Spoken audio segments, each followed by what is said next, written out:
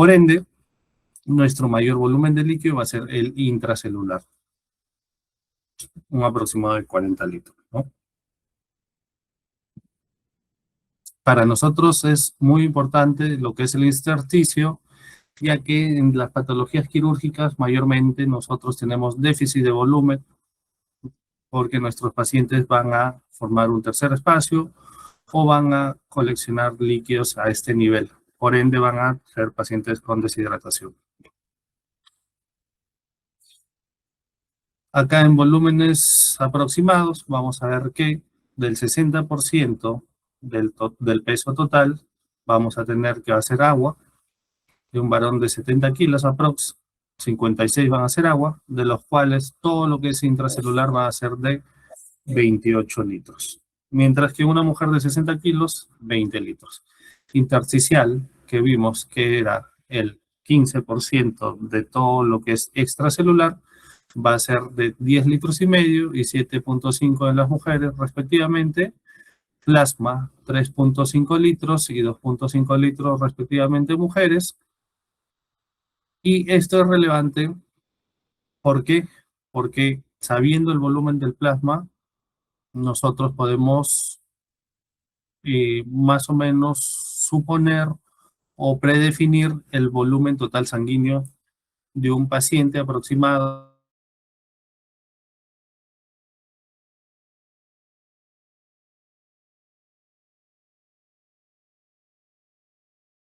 Contar todo lo que son los elementos formes, ¿no?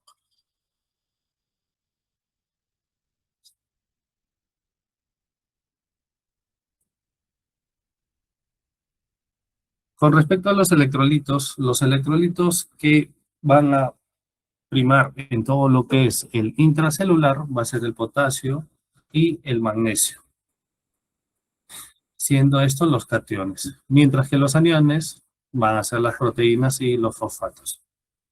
Mientras que en el líquido extracelular lo que va a primar es el sodio y cloro y bicarbonato como aniones. ¿Ya? Acá tenemos una representación gráfica de lo que es en el vaso sanguíneo. Como vimos, vamos a tener un aproximado de 3 a 3.5 litros, mientras que en el espacio extracelular vamos a tener un aproximado de 10 litros, mientras que en la célula todo lo restante, ¿no? Y todo esto es relevante.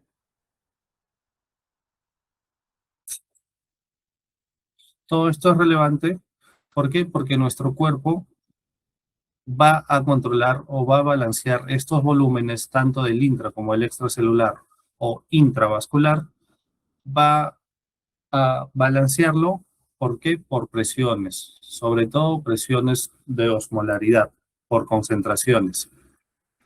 Y estas concentraciones mayormente van a depender ¿de qué? De los iones que tenemos intra y extracelular.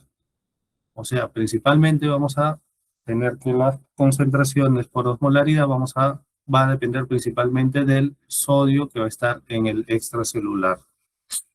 Y para tener en cuenta, vamos a tener que la presión osmótica va a ser de entre 290 y 310 miliosmoles por litro. Esta es una presión osmótica normal. Y esto nos va a dar estos intercambios y de acuerdo a las presiones vamos a tener las células de acuerdo a la concentración de soluto que vayamos a tener en el espacio donde esto se encuentra, ¿no? Por ejemplo, si vamos a tener una solución hipertónica, acuérdense que vamos a tener la solución hipertónica va a ser el extracelular, vamos a tener mayor concentración de sodio sobre todo, ¿no? Porque como les dije, el sodio es el que va a gobernar o es el que va a dar el balance o las concentraciones también de el solvente, ¿no? Que en este caso va a ser el agua. Si tenemos más concentración de sodio en el extracelular, por ende todo el líquido o agua intracelular va a salir. Vamos a tener células turgentes células en estado de hipertonicidad. Cuando vamos a tener una solución isotónica en el extracelular, la concentración de sodio intra y extracelular va a estar dentro de los valores normales, vamos a tener células isotónicas como la mayoría de las células del cuerpo, e hipotónicos cuando vamos a tener mayor concentración de soluto dentro de la célula. Si hay mayor concentración de soluto intracelular, el agua del extracelular va a empezar a ingresar a la célula. Acuérdense que todos estos intercambios de sodio en las células van a ser por difusión pasiva, así que no van a requerir intercambio de energía y o algún otro electrolito, ¿no? Ya sea sodio o calcio.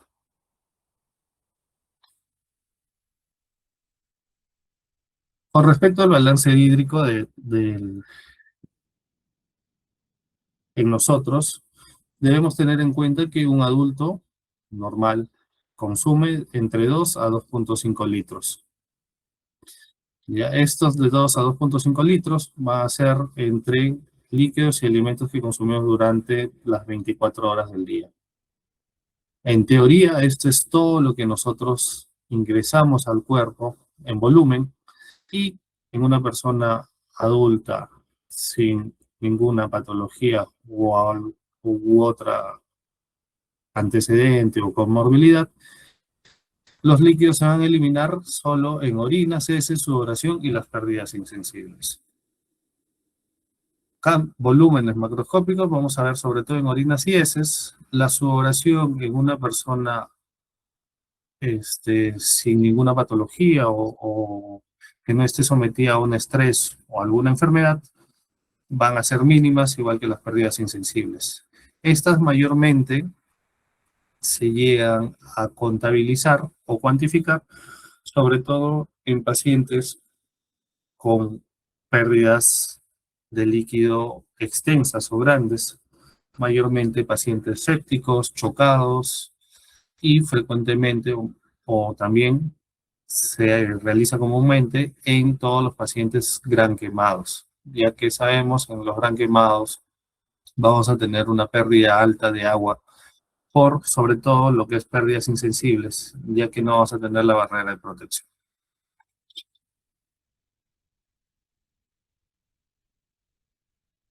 Las pérdidas urinarias van a variar en una persona igual, en un contexto ideal, ¿no? Una persona sin antecedentes de 0,5 a 1,5 mililitros por kilo por hora. Esto nos va a dar un volumen aproximado de 1000 a 1200, de acuerdo al peso del paciente, que es un flujo urinario normal, ¿ya? De 1000 a 1200 en 24 horas, acuérdense.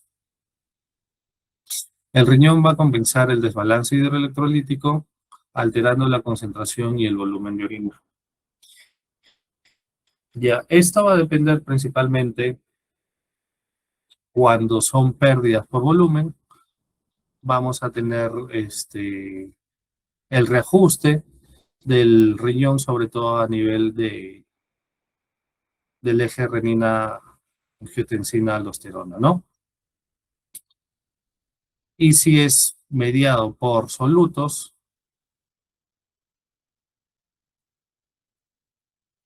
por por las hormonas, ¿no? La vasopresina y por la aldosterona también. Y pérdidas en heces van a variar en una persona sin antecedentes de 100 a 250 mililitros por día.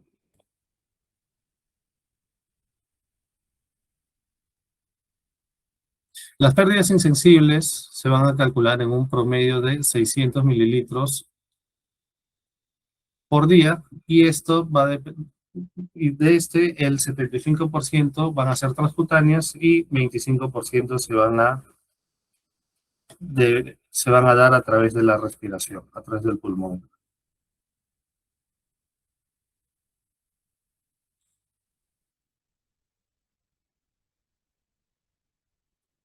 Para calcular también las pérdidas insensibles, igual que la orina, que se acuerdan que era de 0,5 a 1,5, vamos a tener que las pérdidas insensibles son de 8 a 12 mililitros por kilo por día. Y esto es importante porque a cada temperatura en pacientes con fiebre se le tiene que aumentar un 10%.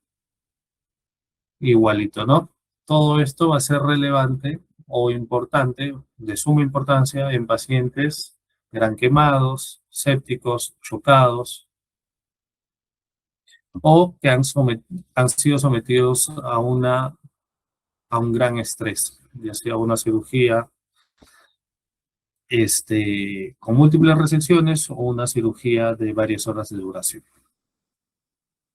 Y por último, en las pérdidas vamos a tener al agua endógena. El agua endógena va a ser todo el agua que se va a metabolizar al ser utilizadas las calorías, ¿no?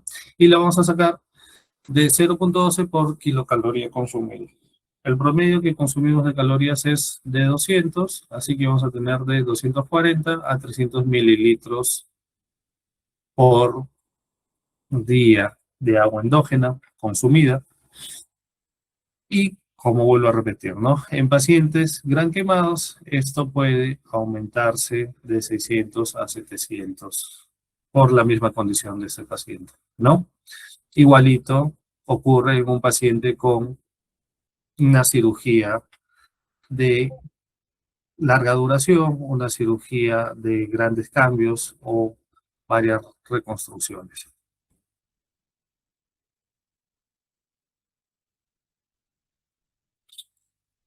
En el balance hídrico, para tener un balance hídrico debemos tener en cuenta que nosotros vamos a necesitar en requerimiento de potasio, 24 horas, 1 a 2 mil equivalentes por litro. ¿Qué significa? Que una persona de 60 kilos vamos a necesitar un promedio de 120 mil equivalentes por kilo, no, perdón, 120 mil equivalentes de sodio. Mientras que en el potasio vamos a necesitar, o vamos a tener un requerimiento de 1 a 3 en 24 horas, igualito. Vamos a ver que en un paciente de 60 kilos vamos a necesitar un promedio de 180. Recordando que una ampolla de hipersodio va a tener 68 mil equivalentes y una ampolla de Calium de, bueno, acá usan de 10. Nosotros, o mayormente se utilizan las ampollas de 20 cc. Vamos a tener un promedio de 40 mil equivalentes para reponer.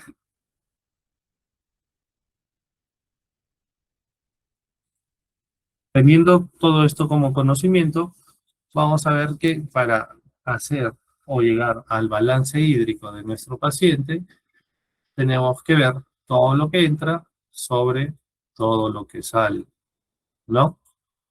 Como les dije, todo lo que ingresa va a ser, ya sea sólidos o líquidos, vamos a tener de 2000 a 2300, ¿no? Estos 200 acá son el metabolismo del agua endógena. Mientras que todo lo que es salida, vamos a ver que es orina, deposiciones y las pérdidas insensibles, van a dar también un promedio de 2000 a 2300. Por ende, en un paciente sin patologías, sin comorbilidades, sin ser sometidos a alguna noxa, nuestro balance hídrico siempre debería ser 0, ¿no? Lo mismo que ingresa debería ser lo mismo que sale.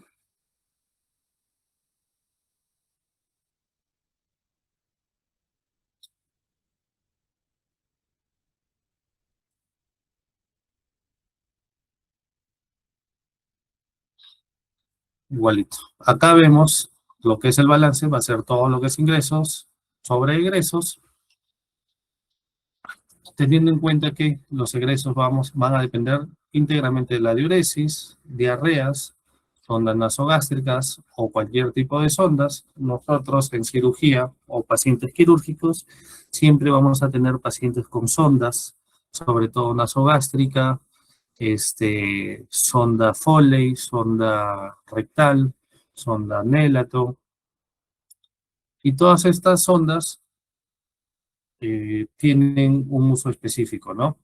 Las sondas mayormente son para descargar o desfogar el área donde nosotros estamos colocando la sonda, uno, o para instalar o administrar por esta vía.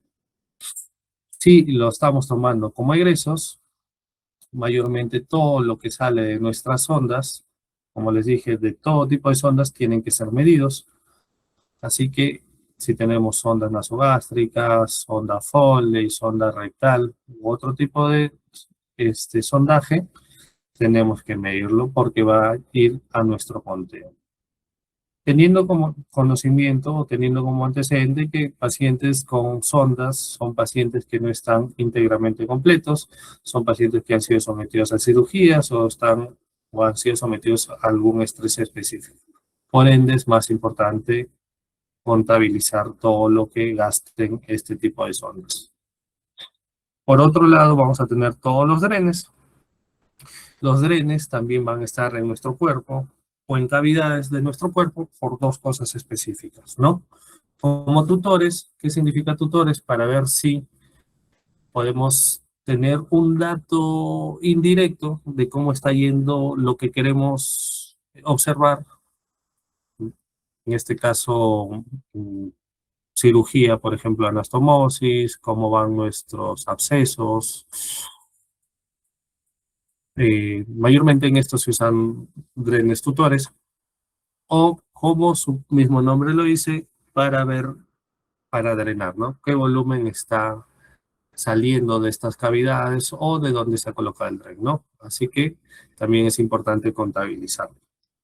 Puesto que vamos a tener drenes donde en, en espacios, en cavidades o intraluminales. Intraluminales dentro de cualquier parte del, sobre todo, tubo digestivo, donde vamos a ver que acá los gastos van a ser altos, depende del área o el órgano que estemos drenando. Vamos a ver la sudoración visible y las pérdidas insensibles. Todo esto va a ser nuestro conteo de nuestros egresos. Mientras que nuestros ingresos en un paciente hospitalizado va a ser todo lo que ingresa por vía oral. Si no tenemos buena tolerancia oral, probablemente también todo lo que ingrese por nuestra sonda nasogástrica, asociado o agregado a todos los volumen o todo el volumen que va a ingresar por vía parenteral, ¿no? Suero, sangre, plasma, todo esto tiene que ser contabilizado. Y todo esto tiene que darnos un balance. Y sobre todo en pacientes hospitalizados, con gran quemados y como les dije, con estrés por cirugía, debemos tener un balance acumulado. Porque esto es relevante, sobre todo en nosotros, en pacientes que hacemos anastomosis, restituciones, derivaciones. Nuestro balance acumulado nos va a indicar cuánto es el total de líquido que tenemos de sobra o faltante durante todos los días de la hospitalización de este paciente. Ya que, por ejemplo, podemos tener mi balance hídrico del día anterior, por ejemplo, el día sábado, del día viernes, nuestro balance hídrico va a ser de más 10, que está casi dentro de lo normal, pero podemos tener en balance acumulado de más 600, más 700, de todos los días anteriores que ha estado hospitalizado el paciente. ¿Qué significa? Que vamos a tener un exceso de líquido, ¿ya? Un exceso de líquido, y acuérdense que por la distribución de líquidos por osmolaridad, este líquido probablemente no esté ni intravascular ni intracelular. Así que Probablemente lo tengamos en un tercer espacio o en el intersticio. Y esto es importante, sí, porque nos puede llevar a problemas cardiológicos, respiratorios y sobre todo en la buena evolución de nuestras cirugías. ¿Y cómo podemos darnos cuenta de estos balances? Por el peso inicial y final, ¿no? Por ejemplo, si tenemos un paciente con un balance acumulado de más de 600 mililitros son casi medio kilo más, por ende vamos a tener variación en nuestro peso, ¿sí? Para tener en cuenta eso. Que ver las temperaturas también. Acuérdense que el consumo de agua va a aumentar en pacientes con fiebre, pacientes polimnéicos, pacientes que se nebulizan y siempre para tener valores certeros o relativamente exactos debemos dosar sobre todo nuestro sodio, potasio y el pH.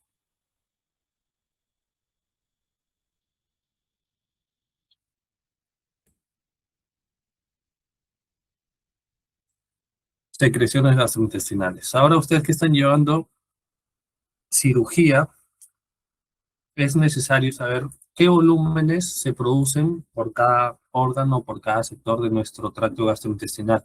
¿Por qué? Porque como les dije, ¿no? Vamos a tener nosotros que nuestros pacientes van a usar o sondas o drenes. ¿Qué significa? Que si nosotros no sabemos los volúmenes aproximados de producción de nuestros órganos, no vamos a saber si lo que están drenando o lo que está expulsando la sonda van a ser volúmenes dentro de lo normal, volúmenes superiores a lo normal, o probablemente nuestra sonda no esté haciendo función porque no va a tener ni gasto.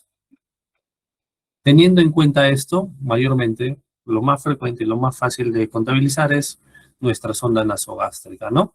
Si vemos en nuestra sonda nasogástrica y sabiendo que nuestro paciente tiene una producción de saliva promedio de 1500 y del estómago 1500, vamos a tener que en estos dos nada más vamos a tener 3 litros de producción de líquido, moco o tu saliva, ¿no? Por ende, nuestro gasto de la sonda no tiene que ser cero, ¿no? Nuestra sonda nasogástrica. Así que si colocamos una sonda nasogástrica y nuestro gasto es cero, probablemente esa sonda no está en el estómago, va a estar en el esófago o probablemente esté apodada, no produce sangre. El gasto promedio de una sonda nasogástrica para considerarla fisiológica es promedio de 400. Más o menos va a ser el 10% de producción de todo el líquido. ¿Qué significa? Que mayor a este volumen vamos a tener que, vamos, vamos a considerarlo patológico. ¿Qué significa? Que ya debemos estar pensando en alguna causa de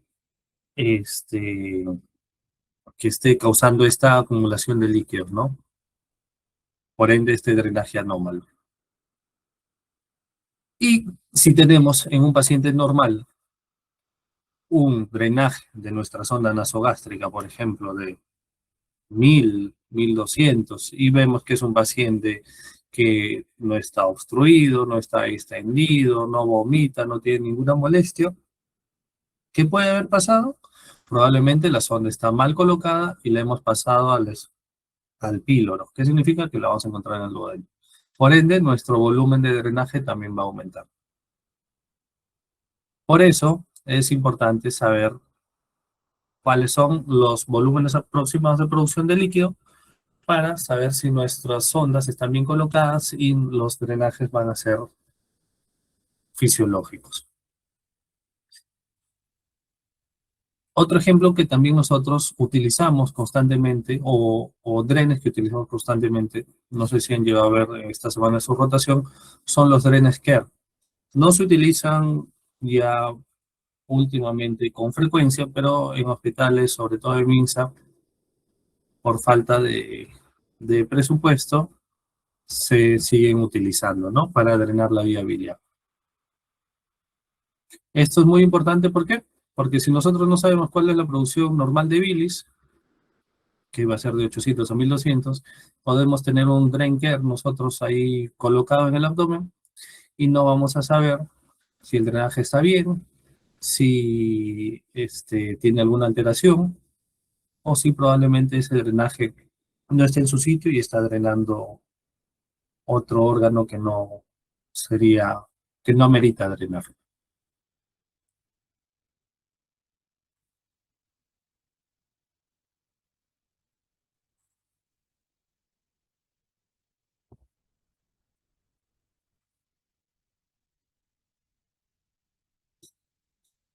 Vamos a ver ahora el cambio de la clasificación de los cambios de los líquidos corporales y los trastornos del balance hídrico, ¿no? Vamos a tener trastornos de volumen, trastornos de concentración y de composición. En trastornos del volumen, vamos a ver que, sobre todo, déficit y exceso de volumen, ¿no? Vamos a diagnosticarlo por el examen físico del paciente y el déficit y el exceso mayormente van a ser de agua y electrolitos en proporciones casi iguales al del líquido extracelular normal. El déficit de volumen se va a llamar hipovolemia y es la más frecuente por la pérdida de líquidos, ¿no? En nuestro caso, en cirugía, se produce mayormente por hemorragia, vómitos, la succión nasogástrica, la aspiración nasogástrica, diarreas, pacientes con ventilador mecánica o aumento de la diuresis osmótica. Y como les comenté, pacientes quemados, ¿no? Pacientes quemados no van a tener piel, por ende su pérdida insensible va a ser mucho mayor. Y por último, fístulas, ¿no? Las fístulas, como ya saben, va a ser la comunicación anómala entre dos epitelios que no deberían tener este tipo de comunicación. Mayormente las fístulas que van a producir gastos altos o que van a tener un drenaje alto, van a ser fístulas de intestino delgado, sobre todo si son más próximas este, al ángulo de Trace, ¿ya? Y las fístulas son una causa muy importante de deshidratación en pacientes de nosotros posoperados. Pueden llevarnos a fallas renales agudas. Otra causa de pérdida de déficit de volumen va a ser pérdidas por redistribución. No va a haber pérdida de volumen, sino que el líquido se va a ir a un tercer espacio. Mayormente esto se da en pacientes con ascitis, pacientes no quirúrgicos ascíticos, obstrucciones intestinales, siempre van a ser pacientes deshidratados, ya que al haber inflamación va a haber creación de tercer espacio. Y este tercer espacio va a jalar gran cantidad de agua. Pacientes con peritonitis también. Y por el otro lado vamos a tener el exceso de volumen. El exceso de volumen puede deberse por varias cosas. Por insuficiencia renal no vamos a tener buena filtración de la orina, insuficiencia hepática, vamos a concentrar líquido. La insuficiencia hepática lo que va a causar es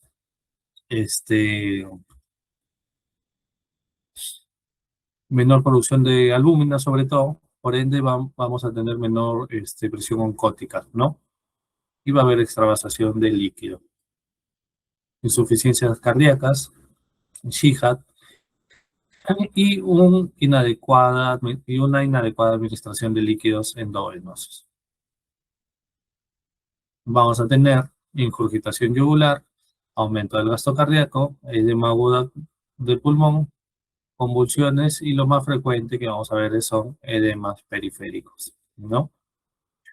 Más frecuente y lo que encontramos mayormente en pacientes posoperados vamos a ser edema periférico y un poquito más rápido un edema agudo del pulmón.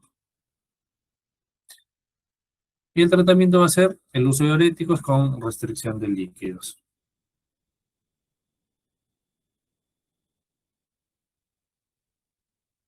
Para ver todo lo que son volúmenes, tenemos que ver lo que es la fluidoterapia. En la fluidoterapia vamos a ver que vamos a poder reponer fluidos por intravasculares de tres maneras. Los cristaloides, perdón, los coloides y, bueno, acá no hay, perdón, y sangre y derivados del plasma. ¿Ya? Vamos a ver los cristaloides. Mayormente los cristaloides van a ser las soluciones que contienen sodio. Como les dije, va a ser la partícula osmóticamente activa, es la que nos va a dar la concentración y los cambios de volúmenes intra y extracelular. Y el beneficio de que van a ser los más baratos. ¿Sí? ¿Qué puede causar? Acidosis metabólica, hiperclorémica, altas dosis, altos volúmenes, falla renal y la muerte intrahospitalaria si utilizamos ampollas con soluciones hipertónicas, sobre todo, ¿no? Entre los cristaloides vamos a tener los isotónicos, que van a ser los mayormente utilizados.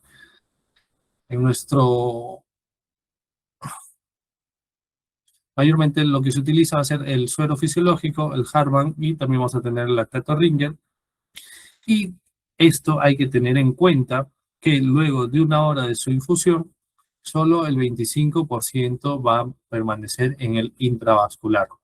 ¿Qué significa esto? Que si nosotros queremos reponer volúmenes porque hemos tenido una pérdida por hemorragia o un choque hemorrágico, los cristaloides lo que nos van a dar es o va a mantener nuestro volumen o nuestra concentración en el intravascular de un 25%.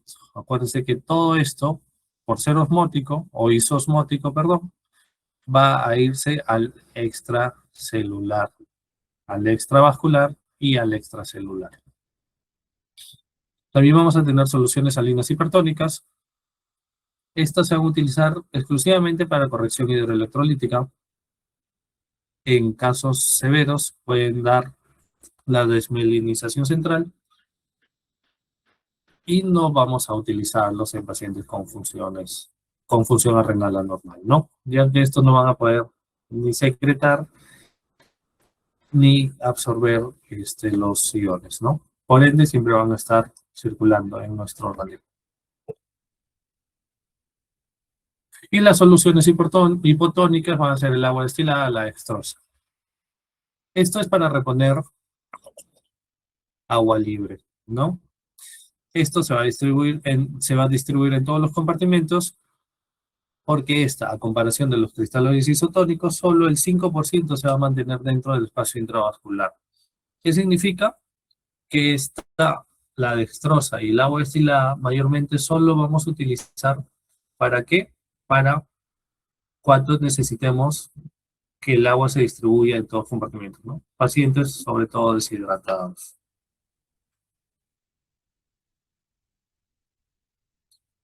Este es un cuadro comparativo de todos los sueros, sobre todo isotónicos.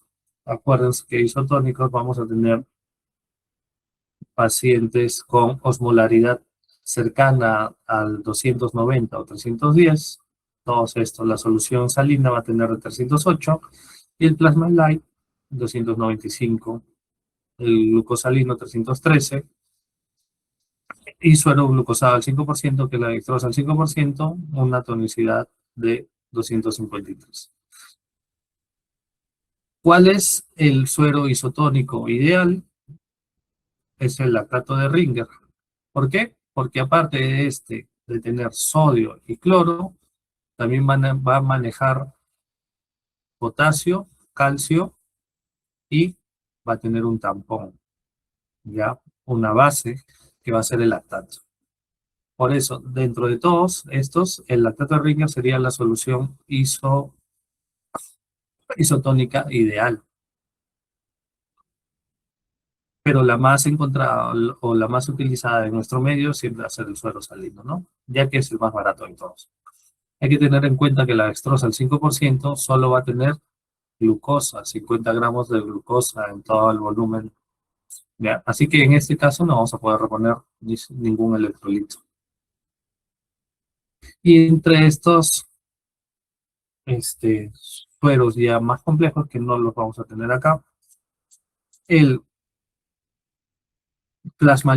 el plasma light va a ser el más completo, porque ya vamos a tener sodio, potasio Y cloro, aparte vamos a tener nuestra base, vamos a tener gluconato y acetato, pero estos van a ser,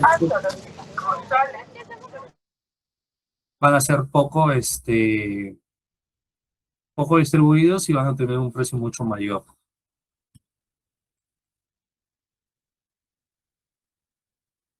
Cloruro de sodio, glucosa al 5%, dextrosa al 5% y el lactato de Ringer, ¿no? Para pérdidas de volumen, lo que vamos a utilizar nosotros para reponer, para mantener nuestro gasto cardíaco y para mantener una perfusión dentro de los valores normales, vamos a necesitar coloides. ¿Por qué? Porque el coloide va a tener un alto peso molecular. Por ende, al tener un alto peso molecular, no va a migrar a través de las paredes de los capilares. Perdón. A comparación de los cristaloides, que sí van a filtrar por las paredes del intravascular. ¿Por qué? Porque acá sí va a manejarse lo que es la presión oncótica, ¿no? Si tenemos alto peso molecular, vamos a hacer que nuestro volumen intravascular se mantenga y no vaya hacia todos los espacios, ¿no? Sobre todo al extracelular.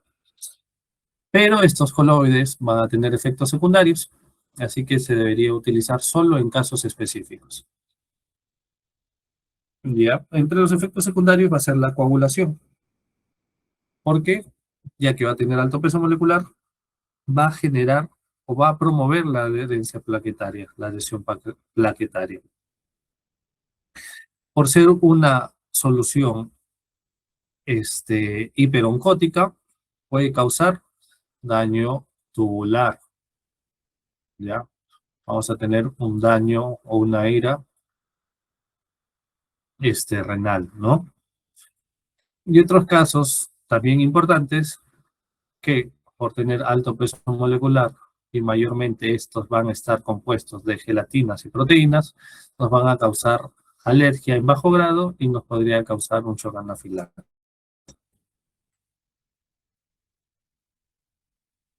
Un coloide ideal debería ser un compuesto o una solución que sea barata, que solo se utilice en el intravascular, que sea isoncótica, isotónica, que tenga un tiempo de vida media de máximo 12 horas, que no sea tóxico, que no cause alergia, que no sea antigénico, que no realice alteraciones hemostáticas, no haya falla renal por el alto peso molecular de no cause trastornos del sistema ácido-base ni trastornos del sistema inmune.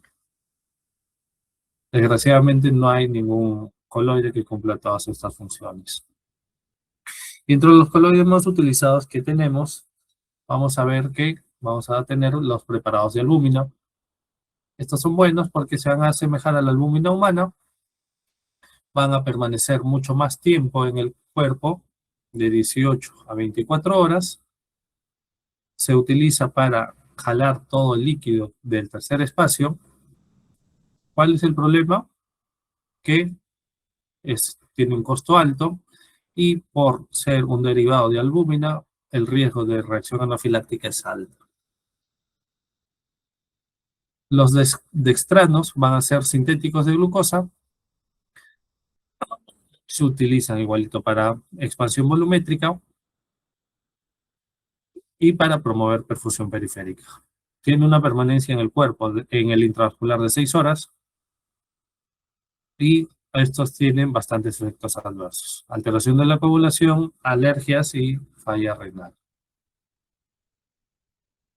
Los almidones es igual al anterior. Va a tener menos efectos adversos, pero su duración en el cuerpo va a ser menor, de 3 a 4 horas. Y lo que se utiliza mayormente, por ser los más baratos, son las gelatinas. Van a tener una acción similares a los glucógenos y a los almidones, pero va a tener un menor tiempo de vida media en el intravascular, teniendo el beneficio de que los efectos secundarios o colaterales van a ser mucho menores.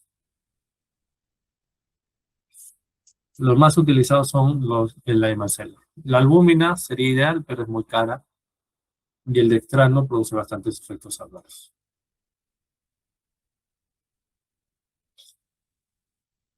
Este es el requerimiento de agua. Esto se utiliza sobre todo para rehidratar a pacientes de 0 a 20 kilos, o sea, desde neonatos hasta niños pequeños. ¿Ya?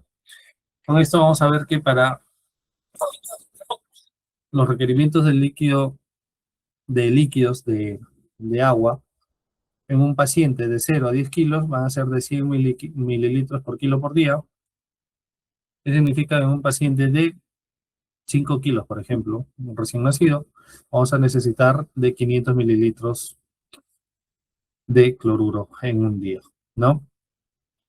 ¿Por qué tenemos estas dos tablitas posteriores? Porque un paciente que pesa 11 kilos, a partir del kilo 11 al kilo 20 le vamos a administrar 50 mililitros por kilo. ¿Qué significa? Un paciente que pesa, por ejemplo, 16 kilos, ya no va a ser 1 litro, sino va a ser 1 litro 300, ¿no? Porque va a ser 6 kilos por 50 mililitros. Acuérdense que estoy sumando el A con el B. Y si es un paciente que pesa más de 20 kilos, se le va a agregar 20 mililitros por kilo extra a partir del kilo 20.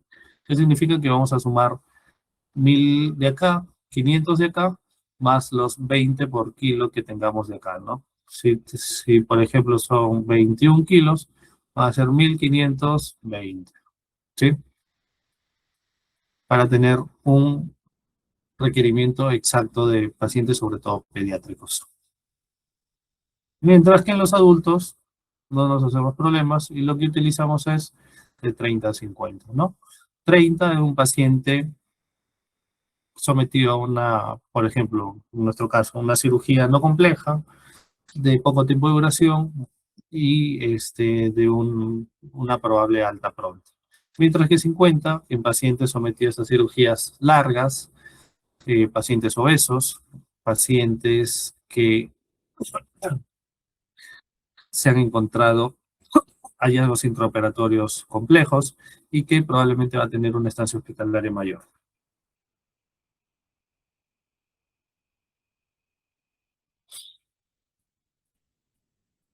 Para esto, la mitad de los líquidos calculados se deben infundir o administrar en las primeras 8 horas y la otra mitad en los siguientes 16 horas. En pacientes esto es importante para nosotros, por ejemplo, en pacientes que están siendo preparados para cirugía, nuestro requerimiento basal deberíamos administrarlo la mitad antes de la cirugía y en el postoperatorio la otra mitad en 24 o 48 horas, de acuerdo, como les dije, al tipo de cirugía, hallazgos y tiempo operatorio. Y por último vamos a ver el trastorno de concentración. Concentración con el sodio va a ser la déficit de sodio, la hiponatremia menos de 135. La hiponatremia la vamos a ver con hiponatremia con hipovolemia, va a ser una reposición inadecuada. Insuficiencia respiratoria aguda,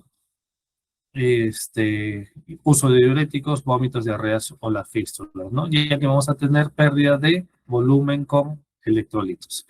Y vamos a tener la hiponatremia con hipovolemia. Esto mayormente se va a deber secundario a síndromes, por ejemplo, de SHIHA, cirrosis o insuficiencia cardíaca congestiva.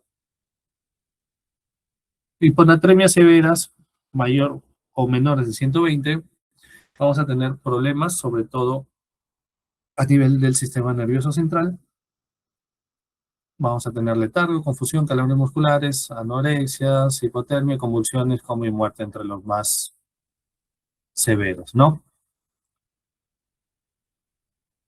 Esto es importante para nosotros que 100 miligramos por decilitro de glucosa por encima de lo normal va a disminuir nuestro sodio sérico en 1.6 miliequivalentes. ¿Qué significa? Pacientes que tienen 270, por ejemplo, de glucosa sérica, vamos a tener 1,6 mil equivalentes menos de sodio de un paciente que está en condiciones normales, ¿no? Para tratar la hiponatremia, lo que vamos a hacer es, primero, ver el tipo de hiponatremia. De acuerdo a esto, vamos a tratar la causa específica, ¿no? Restitución de hormonas, hiperglucemia, los diuréticos en edema y restricción de agua en volumen normal o aumentado. ¿Qué significa? Tenemos que ver cuál va a ser nuestra causa de la hiponatremia. Por el otro lado, vamos a tener la hipenatremia, mayor de 150 mil equivalentes por día. Si en ausencia de intervenciones iatrogénicas, esto quiere decir a que nosotros no le hayamos administrado altas dosis de sodio, se va a asociar sobre todo a déficit de volumen, con mayor pérdida de agua libre en relación al sodio, ¿no? Eso sí lo tenemos claro. ¿Cómo vamos a tener esto? Con disminución de la ingesta de agua, aumento de las pérdidas gastrointestinales. Acuérdense que en gastrointestinal vamos a tener mayor pérdida de cloro y potasio, diuresis osmótica, pacientes con ventilador mecánico, quemaduras y pacientes con diabetes insípida. Igualito, ¿no? Los síntomas o signos de pacientes con problemas de hipernatremia siempre, o trastorno del sodio, siempre van a ser del sistema nervioso central, ¿no? Inquietud, irritabilidad, letargo, contracciones musculares, depresión del sensorio, espasticidad, coma, convulsiones y muerte.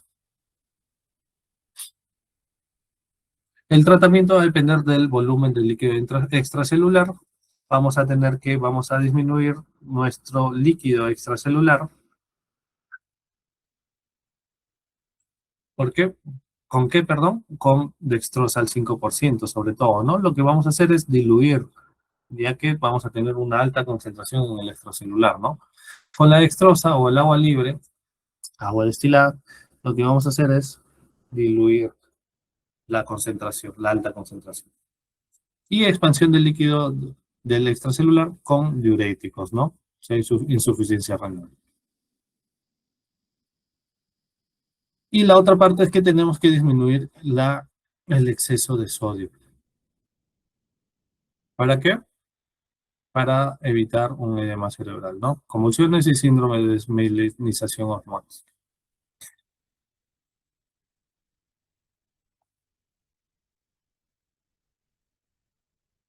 Vamos a tener trastornos del potasio, la hipocalemia. Vamos a ver que el potasio, los valores normales van a ser de 3,5 a 5,5. Hipocalemia va a ser menor a 3,5. Vamos a tener leve, moderada y severa. Y las causas van a ser de pérdidas de potasio, vómitos, diarrea, las fístulas, pacientes con diuréticos, sobre todo de ASA, diuresis osmótica, fase poliúrica de la insuficiencia renal aguda, esteroides, hiperaldosteronismo y acidosis tubular renal. Clínicamente, lo que vamos a tener son síntomas cardiológicos, ¿no? Unas ondas T aplanadas, QRS de bajo voltaje y depresión del segmento ST en la hipocalemia, perdón, asociado con decaimiento, letargia, anorexia y vómitos. Y el hilio paralítico, ¿no? Tratamiento, cuando es una hipocalemia leve, no debe iniciarse en pacientes anúricos o ligúricos, ya que lo que va a hacer nuestra nefrona, lo que va a hacer es aumentar la absorción de potasio. Así que si tenemos pacientes oligúricos, lo que vamos a hacer es fundir nuestro riñón, ¿no? Llevarlo a una insuficiencia renal aguda. La infusión no debe excederse de más de 40.000 equivalentes. 40.000 equivalentes, como les dije al principio, va a ser una ampolla de Calium al 20% de 20 mililitros.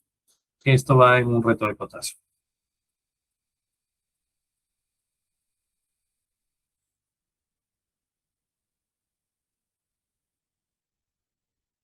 Si tenemos solo una hipocalemia grave, no podemos, debemos colocar una vía central para la reposición de potasio. Si son en casos leves, podemos hacerlo por vía periférica en un reto de potasio. El reto de potasio se forma de esta manera. En un volumen de 100 cc vamos a contabilizar un cc de lidocaína, 3 cc de bicarbonato, 10 cc media ampolla de cloruro de potasio y los 86 mililitros restantes ¿de qué? De cloruro de sodio. Esto se debe pasar en una hora de 2 a 3 veces máximo en un día. ¿Ya? Si queremos pasarlo por vía endovenosa, perdón, por vía central, no más de 150 milivalentes por día, no utilizar con soluciones glucosiladas, y siempre vamos a tener que, cuando reponemos potasio, tenemos que tener controles séricos de electrolitos y controles de electrocardiogramas después de cada red. Y por el otro lado, si el potasio va a estar mayor a 5.5, vamos a tener la hipercalemia. Esto sí es una emergencia médica, ya que nuestro principal síntoma acá va a ser el paro cardíaco.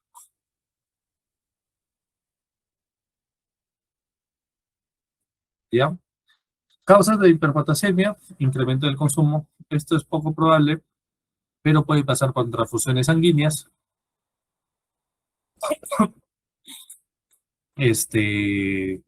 Sobre todo si va a existir hemólisis, rhabdomiólisis, también por lesiones de aplastamiento y hemorragias gastrointestinales.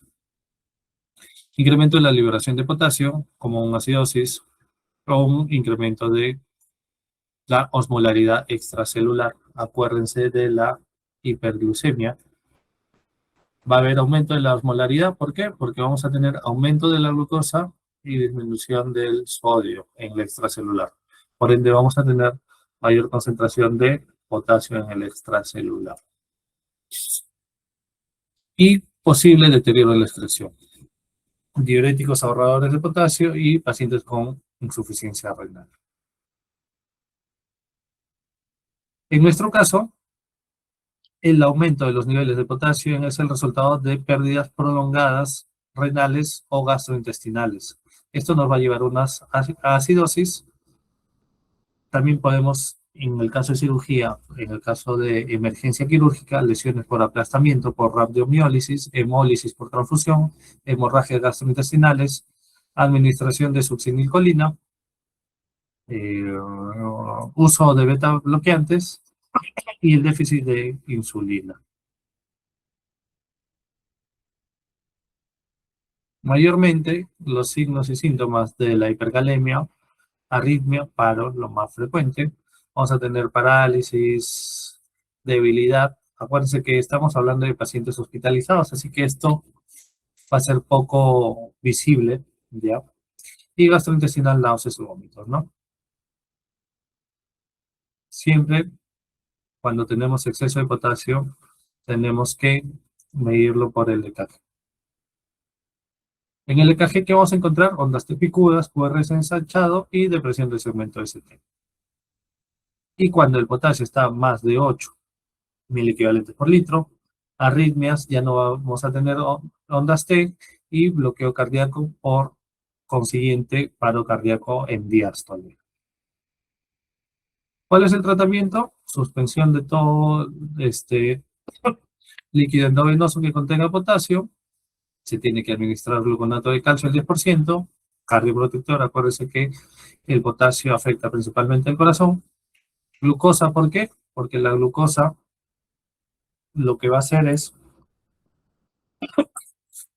perdón, glucosa con insulina, por lo que es lo que va a hacer esto, va a hacer que el potasio ingrese a las células, disminuyendo el volumen, la concentración de potasio en el extracelular. Ahí está, para promover el movimiento de potasio en el intracelular, ¿no?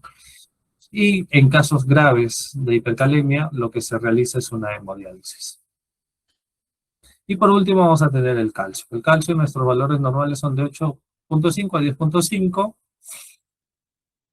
y nuestra función o nuestros síntomas de hiper o hipocalcemia van a ser síntomas musculares. Pacientes quirúrgicos no vamos a tener problemas con la hipocalcemia. ¿Qué vamos a tener? Hormigueos, calambres, cólicos y cuando son severos, convulsiones. ¿Quién va a causar la hipocalcemia? La pancreatitis, fístulas pancreáticas y de intestino delgado. El hipoparatiroidismo, por supuesto, ¿no? Y la hipercalcemia va a ser todo lo contrario, más de 10,5, valores críticos mayor de 16 a 20, y las causas va a ser el hiperparatiroidismo, ¿no? Y cáncer con metástasis al hueso. ¿Por qué va a causar esto? Mayor resorción ósea, por ende, mayor concentración de calcio a nivel del extracelular. Acuérdense que nosotros todos estos valores de iones los medimos en el intravascular, así que va a ser todo lo que es extracelular. ¿Ya? Y síntomas de hipercalcemia: fatiga, laxitud, debilidad, anorexia, sonambulismo, estupor y coma. El magnesio, el normal va a ser de 1,5 a 2,5. La hipomagnesemia va a ocurrir en ayunos, síndrome de mala absorción, pérdidas crónicas de líquidos gastrointestinales, vomitadores crónicos, pacientes con diarrea crónica o pacientes portadores de fístulas enterocutáneas, pacientes que tienen o necesitan requerimiento de NPT, que es nutrición parenteral total, pacientes con pancreatitis aguda, cetoacidosis diabética, aldosteronismo primario y alcoholismo crónico. Los síntomas van a ser sobre todo musculares, igualitos o parecidos a los del déficit de calcio. Y la hipermagnesemia va a ser muy rara, nos va a causar insuficiencia renal grave, se va a dar o la podemos observar mayormente en quemaduras, traumas masivos y el estrés quirúrgico.